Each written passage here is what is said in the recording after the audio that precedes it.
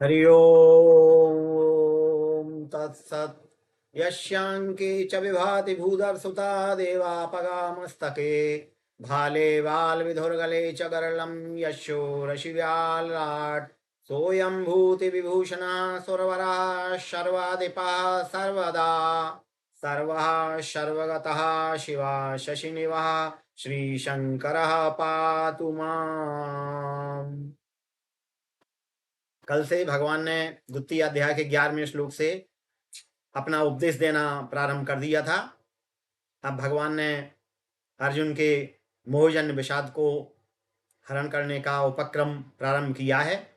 इस उपक्रम के द्वितीय चरण में भगवान कहते हैं अर्जुन ने ये कहा कि हम रहेंगे या नहीं रहेंगे, हम इनको मारेंगे, हमें मारेंगे।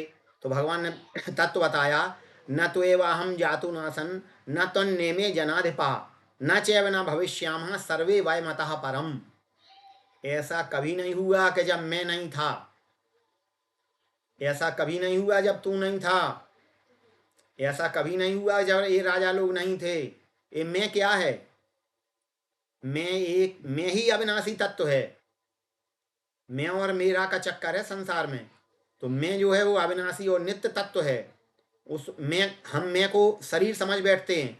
जहाँ मैं को हमने देहाभिमान मान लिया तो समझ लो हम फंस गए। हम शरीर को ही स्वयं को समझ लेते हैं, जबकि शरीर अलग है, शरीर ही अलग है। यहाँ भगवान ने अनेक भेद बताए हैं। शरीर शरीरी का भेद बताया, उसी को दूसरा नाम दिया है देह और देही, दोनों तरह से समझाया है। एक ही तत्व को विद्वान लोग अनेक प्रकार से कहते हैं। ऋग्वेद में कहा है एकं सद विप्रा बहुधा वदंती। एक ही नित्य सत्य तत्व को विद्वान लोग अनेक प्रकार से कहते हैं।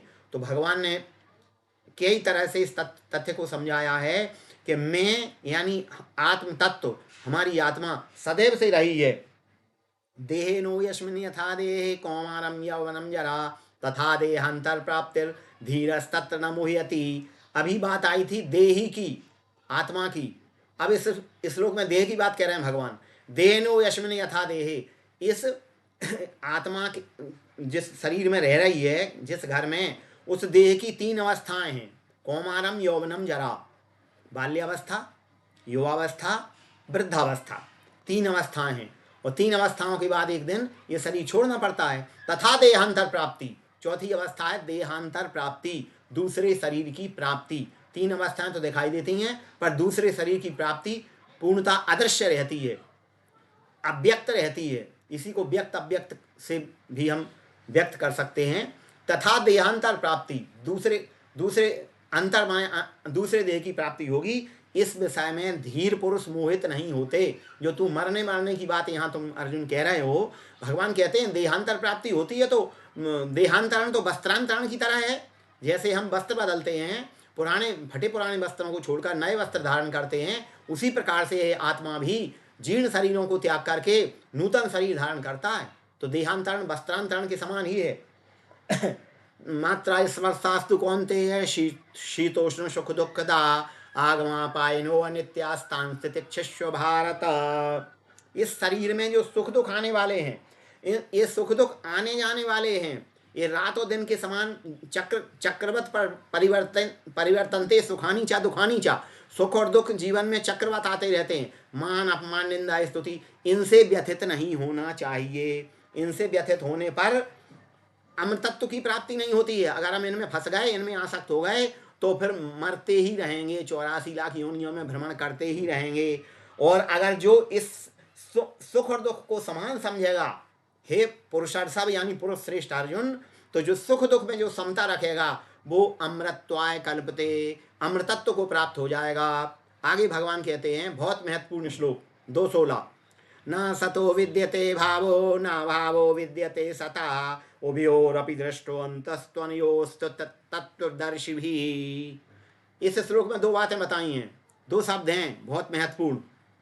न सतो विद्यते भावो, असत और सत, या उसको सत और असत कह लो, लेकिन इस श्लोक में असत पहले आया है।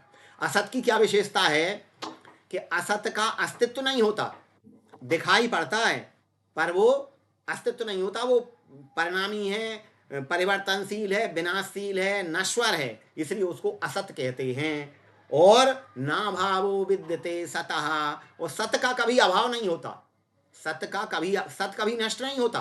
सत जैसे धर्म, धर्म की हानि हो सकती है पर धर्म कभी नष्ट नहीं हो सकता, उसको सत तत्व कहते हैं।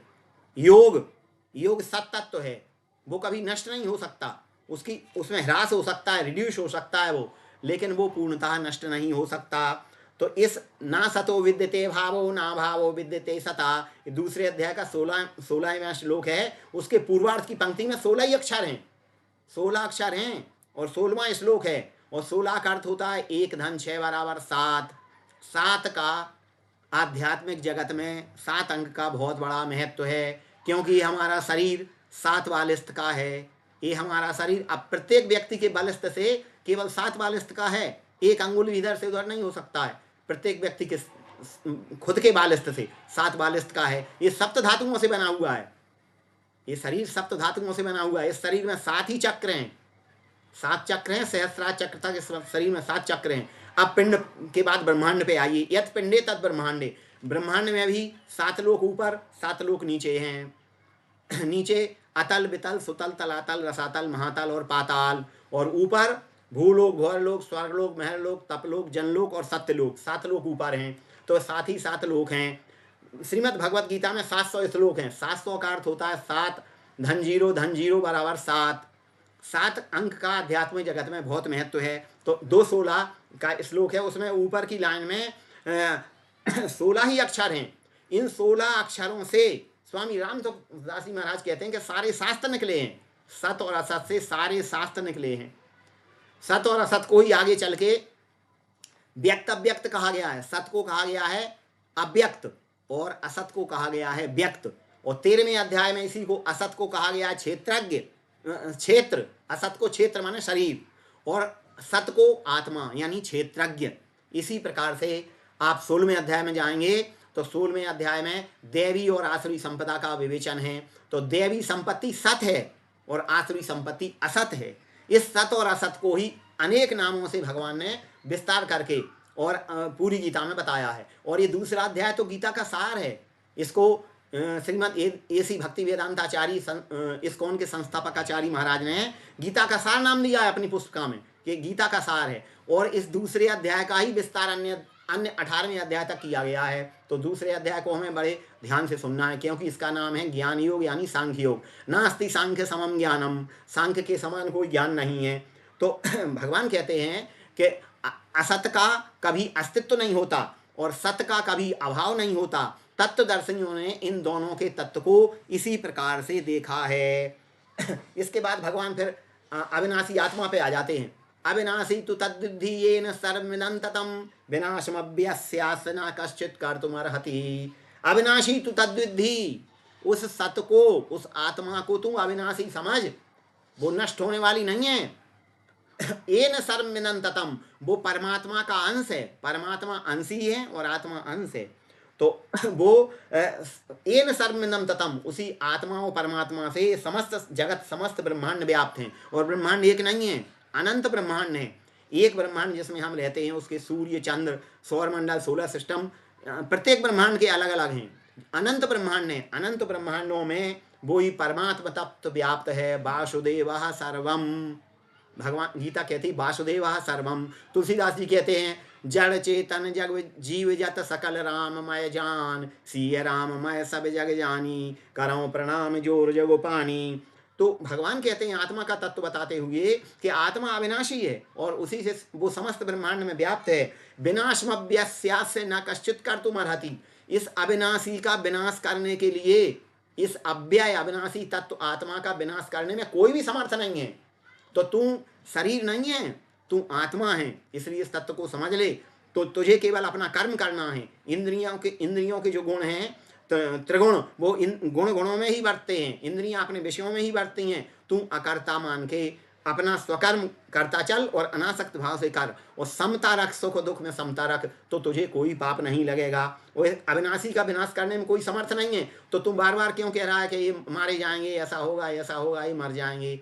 आत्मा अमर है। इस आत्म तत्व का विवेचन, आत्म तत्व का सूक्ष्म दर्शन भगवान ने अर्जुन को कराया है, जिससे उसको मोह पूर्णतः विनष्ट हो जाए और धीरे धीरे मोह विनष्ट हुआ है अर्जुन का। धीरे धीरे एक एक स्टेप बाई स्टेप समझाते गए भगवान, और अर्जुन प्रश्न करते गए, प्रश्न पे प्रश्न प्रति प्रश्न अनुप्रश्न करते गए, और उनके उत्तर भगवान देते गए, और अंततः अर्जुन का मोह नष्ट हुआ और विषाद जो है प्रसाद में बदल गया। तो हम आगे को बढ़ते चलेंगे। आज 17वें श्लोक तक, 2:17 तक हाँ हम अपनी वाणी को विराम देते हैं। श्री कृष्णार्पणमस्तु।